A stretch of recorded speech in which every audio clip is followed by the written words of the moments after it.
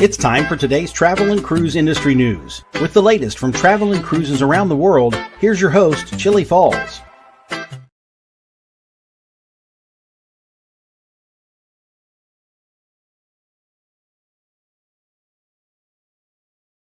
Let's try that again. Good morning and welcome to Travel and Cruise Industry Podcast. I was trying to screw things up again, folks. Just before we even get started, I couldn't get the right thing on, then I didn't have any audio, and oh well. All right, so good morning to Hot Air Tom. Good morning to Gary Older Than Dirt complaining because it's 8 a.m. out there on the West Coast. Yes, I understand. Hot Air Tom, is there any truth to the rumor that Kenneth, after he had surgery before on one of those knees, tried to ride one of the dogs and the dogs threw him off and screwed up the knee? That's why he had to have it replaced. Have you ever seen the size of those dogs of Kenneth? He can ride them. So, seriously though, our thoughts are with Kenneth today as he's under the knife again for another knee replacement. So thinking about him today. All right, welcome to the show, guys. Just kind of a soft news day, but I did put a few stories together. The lead story today is a 106-year-old cruise passenger returns to Pearl Harbor with a wartime relic. That's a pretty feel-good story, folks. I wonder if that's the same lady that I used to dance with on cruise ships. Could be. Virgin offers tiered pricing, especially for you ladies. Where do you stash your cruise card? Also, this morning, Carnival Pride arrives early in Bermuda. Storm threat changes. And a man faces jail over bomb threats, and lots more live here at 11 o'clock this morning. I'll also take this chance to say good morning to Roger in Jacksonville and Mike on the other side of the pond. Today, folks, is National Pancake Day. I like pancakes. I don't eat them as often as I probably like. I'm just, I'm addicted more to the syrup than I am to the pancake. But yes, I like pancakes. All right, this day in history. In 1964, Gilligan's Island makes its debut on CBS. Used to watch Gilligan's all the time. I was in love with the little one, Mary Ann. Ginger was the tall one, the redhead. Mary Ann. Yeah, I just thought she was hot. What was I then? 64. 58. 16 years old or something. So, all right, if you're a podcast person, you're always you can always access the podcast via my blog, which is accessadventure.net, or wherever you get your podcast from. Just search for Travel and Cruise Industry News, and up pops the old fat guy. We do this Monday, Wednesday, and Friday, and then if anything major happens on other days, we could do a show on any other day. Also, it can be different when I'm traveling. Unfortunately, now I'm not going to be traveling for quite a while again. I'm going to end up being at home for like 9 months. So by the time I get out on the Grandiosa, boys, I'm going to be ready for Freddie. What did you do different to show the chat on your screen? I punched a button. That's now available on StreamYard. I don't know, Tom. I tried it and it came up. So And I guess this was probably as much my fault as anything. I had a message from Nate last night. He's on Seascape. And wanted to know if we could tape an interview. And I said, sure. Well, about 2 minutes later, Amanda called me to dinner, and then we have our family get together after dinner. And it takes about 2 hours total. Okay, so I had to do that. So I texted back to Nate and said, I'll text you when I get done. And when we were done, I texted him. I came in here, got in my chair. I checked to see if I'd heard back from him, which was just a couple of minutes. I hadn't. Put the TV on, promptly fell asleep. I got up this morning, checked messages, and he tried to get a hold of me to test his signal last night. So I sent him a message back this morning with a link to today's show. If he gets up, while we're still on the air, or if I don't know what he's got on his schedule today. He might be in port today. I don't know. He can always pop in, and I'll bring him in, and we'll knock out a little interview from MSC Seascape.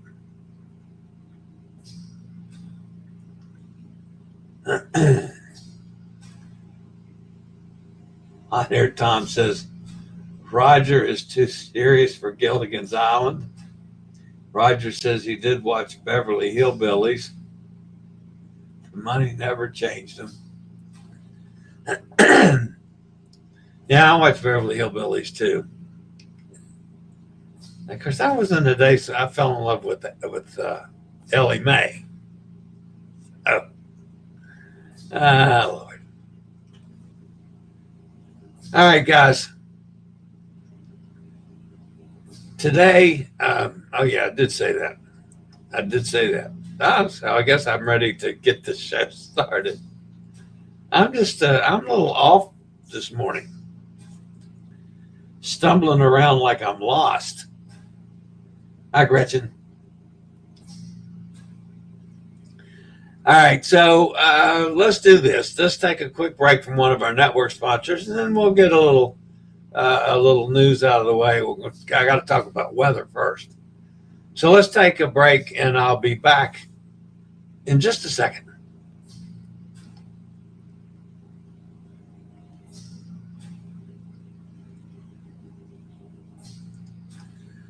Okay, boys and girls. So first, we've got to start off this morning and look at a little weather.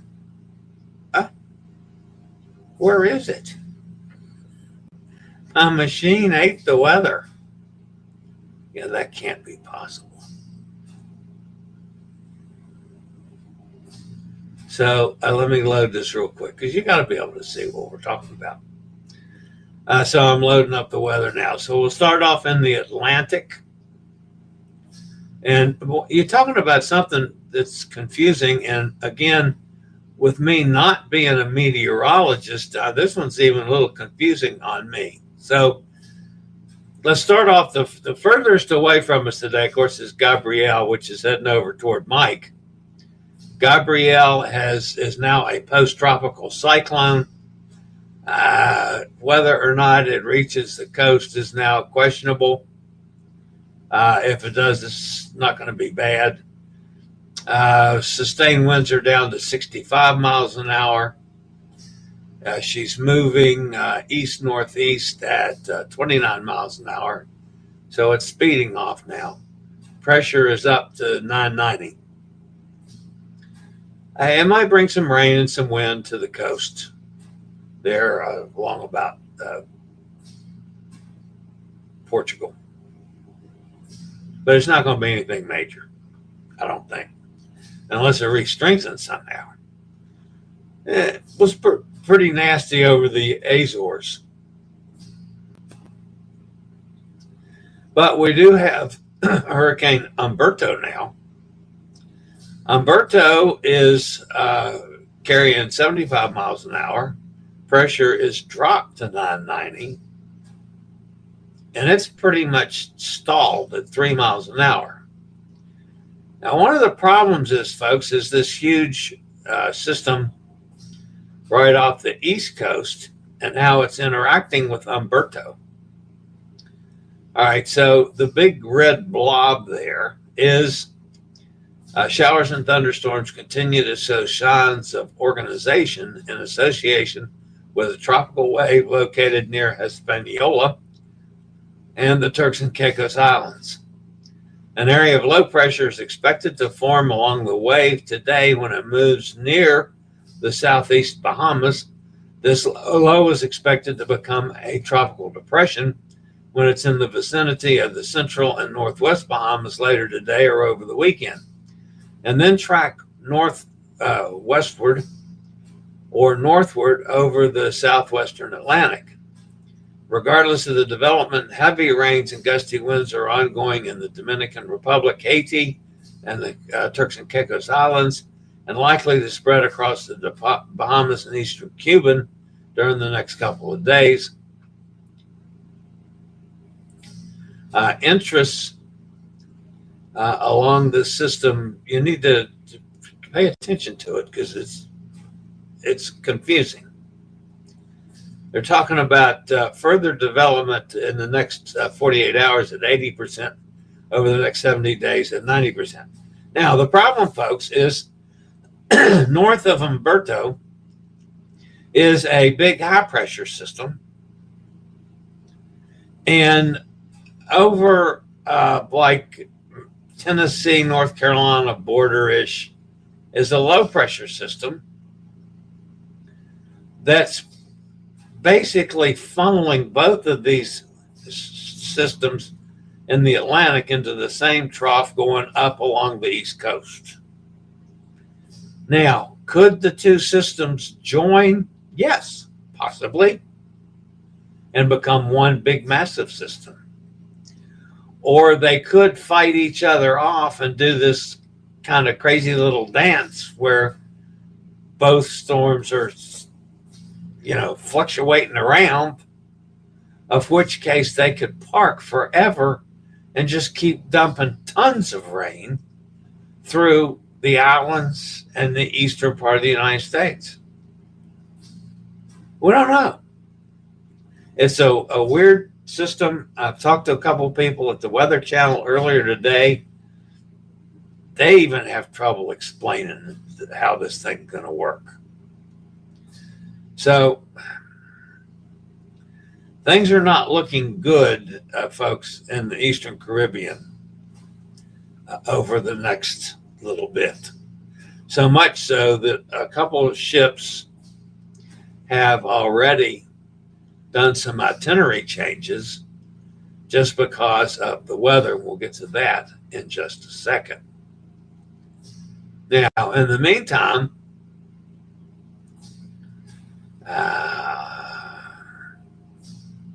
let's see, that's out in the weather and the west. Nardia, did I change that here? No, I didn't. Again, folks, honest folks, I didn't get up and drink bourbon this morning, but that's what I feel like. Out in the Pacific, that's Nardia. Nardia is still a hurricane. She is actually expecting to strengthen a little during the day today. It's carrying 90-mile-an-hour winds. Pressure is down to 980 and dropping slightly. It's moving to the west at 15 miles an hour. It's going to strengthen a little today and then start falling off. It's probably not going to get anywhere. It's going to just die. At least that's what, my opinion on Nardia is. But it's a pretty, it's a reasonably strong system out there in the Pacific, but going to affect shipping, but it's not going to affect much else. All right, so in the Atlantic, we've already had some changes. Star of the Seas will sail a Western Caribbean itinerary for her September 28th departure instead of the originally planned Eastern Caribbean route. The full itinerary change is due to the development of what will likely become Tropical Storm Imelda over the next few days. This will also cause the ship to postpone her inaugural visit to St. Kitts, which will now take place as part of her October 19th sailing. Disney Wish will be skipping Nassau and visiting Castaway Cay early on her September 26, 2025 departure, a 3-night weekend sailing. The tropical system developing near the Bahamas makes this itinerary deviation a wise change to ensure better weather and smoother waters for the ship.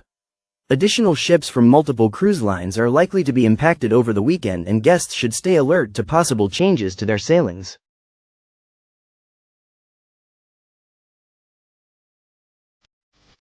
From attending an exclusive jazz concert in New Orleans to sampling world-famous barbecue in Memphis or visiting Mark Twain's childhood home in Missouri, you can discover the best of America's heartland when you join us on board the elegant Viking Mississippi. Unpack once and let us take care of the rest as you immerse yourself in the distinctive music, cuisine and history of this vibrant region. Reserve your Mississippi River voyage today with a $25 deposit to receive free airfare and your choice of bonus savings on select 2026 and 2027 departures. For more information and booking, call 434-258-9264 or email chillie@bookalaska.net.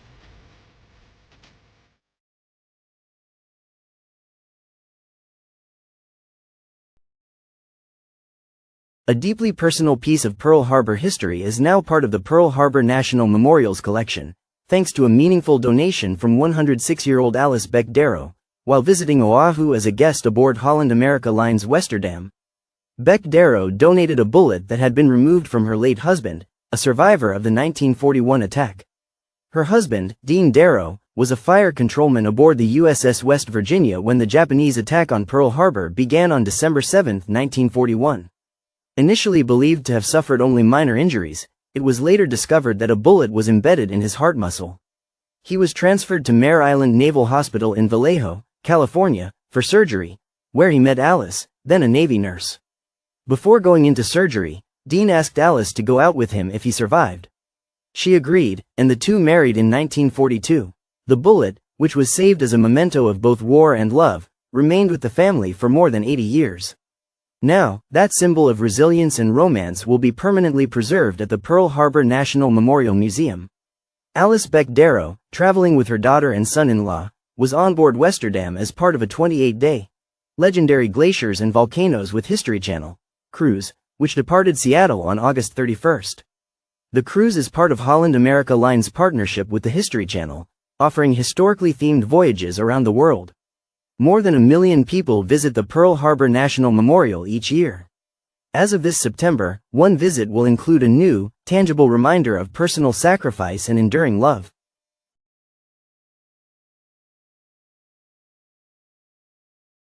Booking a Virgin Voyages cruise is about to get easier. The adults-only cruise line has announced a new fare system called Voyage Fare Choices that will launch on October 7th, offering guests 3 different pricing tiers and a clearer breakdown of costs. The 3 new fare tiers, Base, Essential, and Premium, have different levels of Wi-Fi, dining reservations, and flexibility.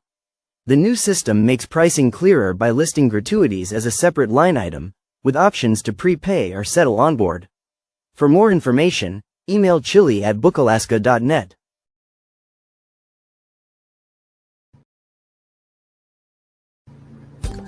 We have the equipment you need to stay mobile. Whether you need a wheelchair, scooter, power chair, rollator, oxygen, or other pieces of mobility equipment, Scootaround, powered by Will, can help. Once you've booked your rental, we can deliver it to wherever you need. For your mobility needs, contact me or call Scootaround at 888-441-7575. Use SRN 11137 for the best rates. Cruise guest offended by women storing SeaPass cards in bras sparks viral debate aboard Independence of the Seas. The debate over how best to carry a cruise card has taken an unexpected turn, and it's going viral. While sailing aboard Royal Caribbean's Independence of the Seas, one guest publicly shared their offense at seeing women store their SeaPass cards inside their bras. The post, likely shared on a cruise-related forum or social media group, quickly made waves, sparking a flood of opinions on everything from hygiene concerns to practical convenience. SeaPass cards function as a room key, onboard ID, and charge card, making them a must-have at all times while cruising. Many guests opt for lanyards, wristbands, or magnetic clips, but it turns out plenty of women use a more intimate solution, slipping the card into their bra.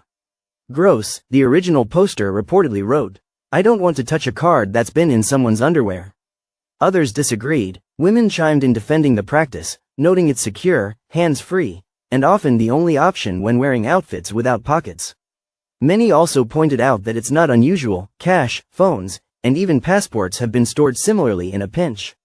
Still, hygiene concerns were raised, with questions about sweat, skin contact, and the overall cleanliness of cards handled this way. The conversation also reignited another cruise community classic, lanyards versus everything else. Some cruisers suggested alternatives such as silicone wristbands that hold the card, clip-on card holders, fanny packs or belt bags, magnet-backed card holders for clothing, phone wallets or adhesive card sleeves. For now, Royal Caribbean hasn't issued any official comment, and it's unlikely they will, as there's no rule against where you store your SeaPass. But among cruisers, this everyday decision has suddenly become one of the most talked about topics at sea. One thing is clear. Whether you keep your SeaPass in a lanyard, a pocket, or tucked away somewhere less conventional, cruise card etiquette is officially part of the conversation. Just curious, ladies, what do you guys do with yours? I mean, everybody knows what I do. I do the lanyard deal. I have, I put a card in this, and it goes around my neck when I'm out of the room. When I'm on the ship, I put my passport in the safe. I also carry a stack of business cards in another one. So I've got business cards with me at all times. And then I have a larger one that my passport fits in. Only because, I would love to be comfortable with using my passport card, but I'm not. So when I get off the ship, I just put my passport, so I've got 3 lanyards around my neck. Now, admittedly, I don't get into swimming pools very often, so I don't really have to deal with that. Although I would probably, if I was planning on getting in the pool, I would not have my passport with me. That would be in the safe.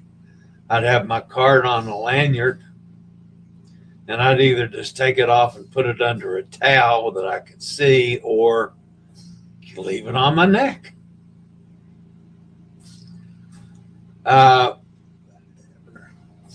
I've seen ladies that stuff them,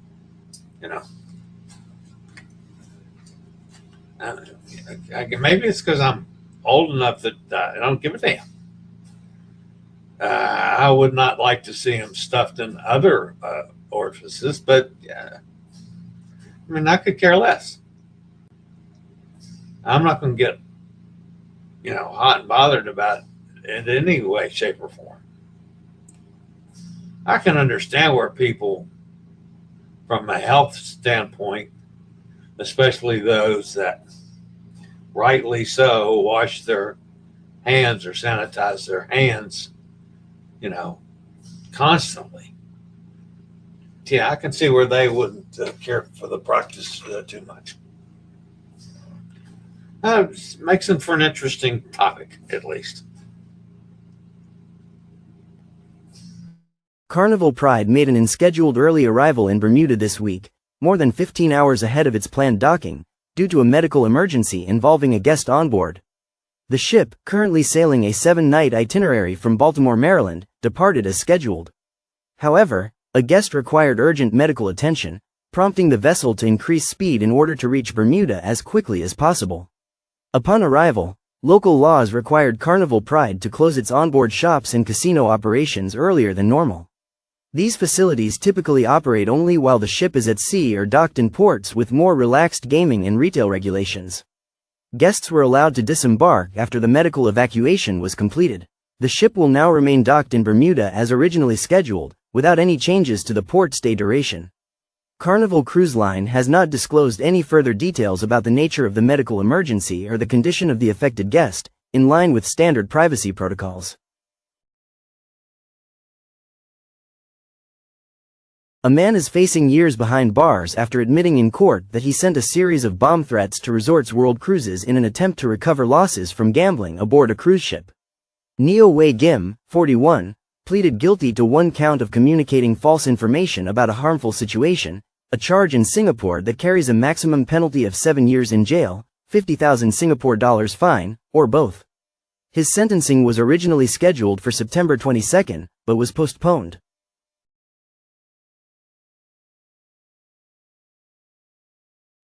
The fall and winter months are some of the best times to visit Las Vegas, with cooler temperatures and plenty of seasonal events to attend.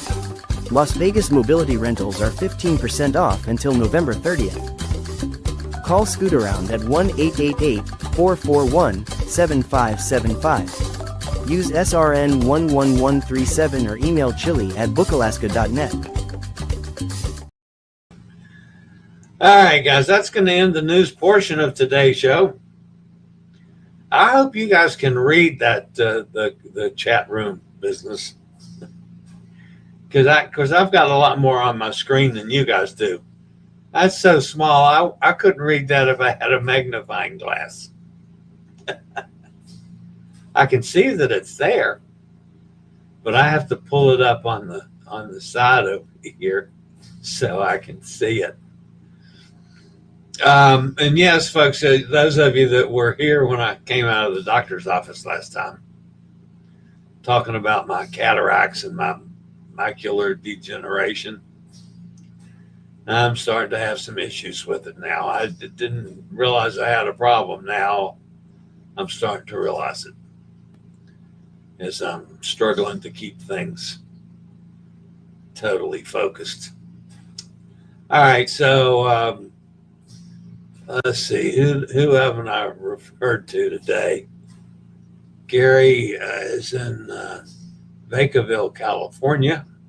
Otter Tom had asked that. Tom says, my first cruise companion other than Cindy was Hillary. So Tweety, she is on the way to Seattle to board Discovery Princess, sailing to Japan. Oh, very nice. And there was Roger down in Jacksonville and Mike. Mike says, thank God it's Friday. I agree. There's Bob. Good morning, Bob. Have a great weekend, everybody. There's Joanne. Hi, Joanne. Hope you're feeling better. Hot Air Tom says, Disney sent out an email to passengers regarding Hawaii taxes. In effect for next year, the ship repositioning that stops in Hawaii at 3 Port has $300 to $450 in added taxes from a new hotel tax in Hawaii. Wow. That's implementing it next year. I know about the tax. I didn't know there was going to be that heavy on cruise ships. Roger says, never saw Gilligan's Island.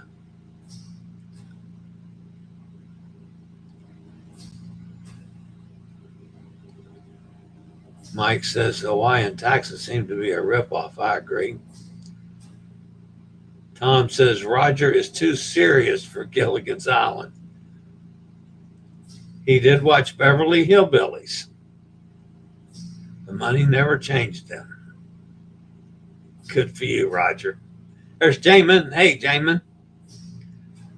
Gretchen says hi. There's Todd. Todd says, good morning, everyone. I watched all of them. Also enjoyed Sanford and Son and All in the Family. I had watched Sanford and Son, but I got to know Red Fox a little bit my 2 years that I was in Vegas. And he was just an awful person to be around. I met a bunch of stars out there who were just wonderful. The Mills brothers, I hung around with them some. James Caan, I hung around with him some. those guys were great. The Mills brothers, especially, were they were like family to everybody.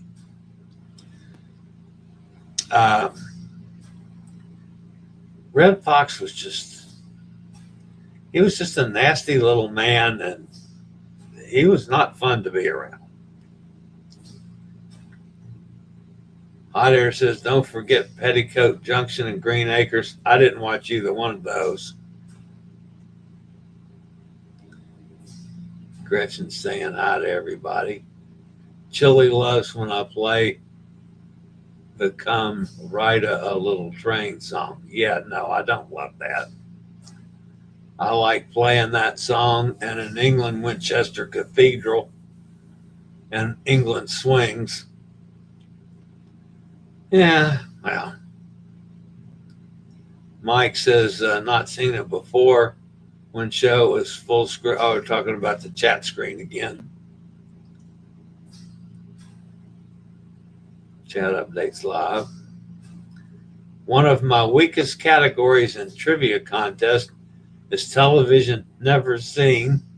MASH, Cheers, Seinfeld, Frasier, all #1 shows. I watched both MASH and Cheers all the time. I was not a Seinfeld or Frasier. They didn't do much for me. And also Friends. I never watched Friends either. But I did watch MASH and Cheers. So I've watched a little more than you, Roger, but not a whole lot. So, all right, guys, that's going to do me for the week. I will monitor things this weekend. I have to get ready to lose my car on Tuesday. Sicko's in the shop. Excuse me. Which isn't so much I'll lose my car. I'll have a rental car. But I can't go anywhere because of the wheelchair. So, anyway, I'll get by somehow. All right, guys. As always, thanks for being here. Smash that thumbs up button. If you haven't subscribed, take this as my invitation to join us. We do this Monday, Wednesday, and Friday. We try to keep up with our friends on cruises as much as we can. Some days I have pictures and stuff that I share from other folks. In the meantime, you guys have a wonderful Friday. Have an awesome weekend. If I don't see you this weekend, I'll see everybody back here on Monday. And as always, stay safe, stay healthy. Think about cruising. And hopefully one day soon we'll all get together on the high seas. Have a great Friday and a great weekend, everybody. Enjoy yourself, and I'll see you next time.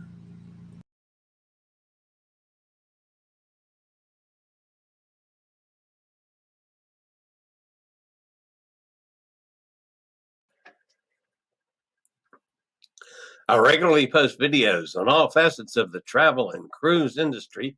So if you like to keep up with the latest in cruise ships, ports of call, cruises themselves, Chillie chats, and travel and cruise industry news, just hit the little subscribe button in the lower right-hand corner, hit the bell notification so you'll be notified when a new video is up or we go live.